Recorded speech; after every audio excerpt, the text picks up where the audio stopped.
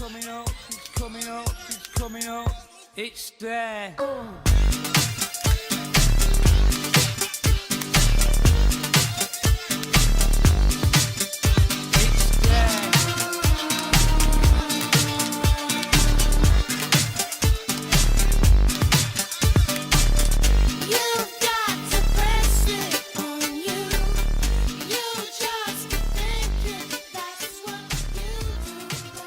Hello ladies and gentlemen, my name is Mr. Clockwork Apple. As I promised last week, November is going to be the month where I review all four of Studio Laika's movies.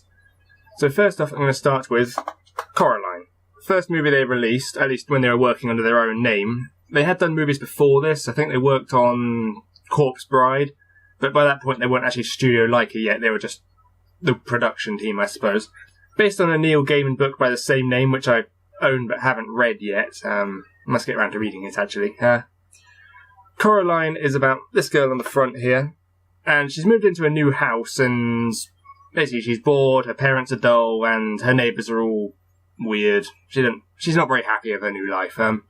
And when she's exploring her house one day, she finds this teeny tiny door that leads to another world where everything is different, her parents are fun, everything's exciting, her neighbours are interesting, and basically it seems that everything is just so much better on this other side. Until she gets the offer to stay on the other side, but at a cost where she has to have buttons sewn into her eyes. I'll repeat that phrase just so it sinks in, buttons sewn into her eyes. Anything else would be spoilers, so I can't really go any further into the plot. First thing about this movie is the entire thing is done in stop motion. Everything by Studio Laika is stop motion, and that's what makes it so fantastic. It looks like CGI, but it isn't. It is all made of little tiny models, and that is what I love about it. So graphically speaking, this movie is brilliant. All of the environments are very bright and rich and colourful, except for when they have to be dull and scary, and they always look the way you want them to, which is brilliant. All of the characters are well animated. They're all unique designs. You won't have trouble tearing them apart. Before I talk about the characters themselves, obviously there's Coraline on the front here. She's the main protagonist.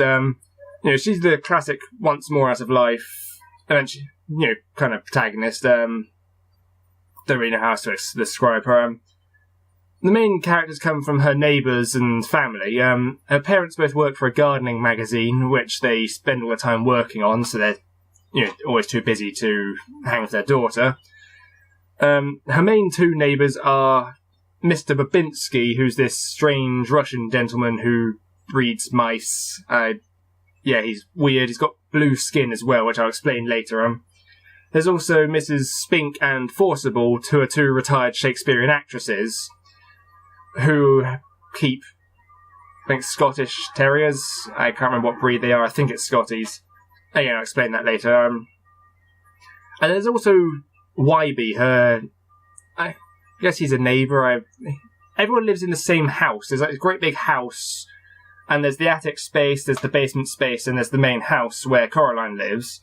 Mr. Babinski's in the attic, Miss Spink and Forcible are in the basement area. I think Wybie lives somewhere over there. I don't quite know. I think it explains where he actually lives, but he's the closest thing Coraline's got to a friend in this movie. And, aside from that, there's also the other mother and the other characters who live on the other side of the tiny door. And they all look mostly the same, except for the fact they have buttons sewn into their eyes, and they're all more interesting or more fun to be around. Or in the case of other Wybie, he doesn't talk ever. Because real Wybie Coraline finds annoying, so that's quite funny. Yes, there's actually a lot of details gone into this film. For instance, if I turn this around, you can see you've got Spink and you've got Forcible, and you've also got other Mr. Babinski there. As I said, the real Mr. Babinski has blue skin, and if you look on his chest, he's wearing this army medal, and if you actually look into it, that's the medal that they gave to the Chernobyl cleanup team, which explains why his skin is blue and why he acts so weird. It's because he's got radiation poisoning, which, that's got nothing to do with the plot, but they added it in anyway. It's those little details that make this film so good. There are other little details that you can spot throughout the film. I won't give them all away. So aside from that, not too much else to talk about. Most of anything else I could talk about is really spoilers. The voice acting is all very good. I can't think of any characters I didn't like the voice to, or the voice didn't fit very well. Everything's got the right tone, which works quite well. So overall, this film, for Studio Laika's first attempt, is very good. It's definitely a children's film. It's got PG there in the bottom. But at the same time, I think small children, it's kind of too much for them. So, really use your judgment on this, parents. Overall, I'd give it about a 7 out of 10. Still very good, but not the best work Studio Laika has to offer. They get better later on. It's also not the best work Neil Gaiman has to offer. If you look into his other works, not all of them are as child-friendly as this, but parents can look into his other works and find out they're all pretty good. So give them a check out if you have the time.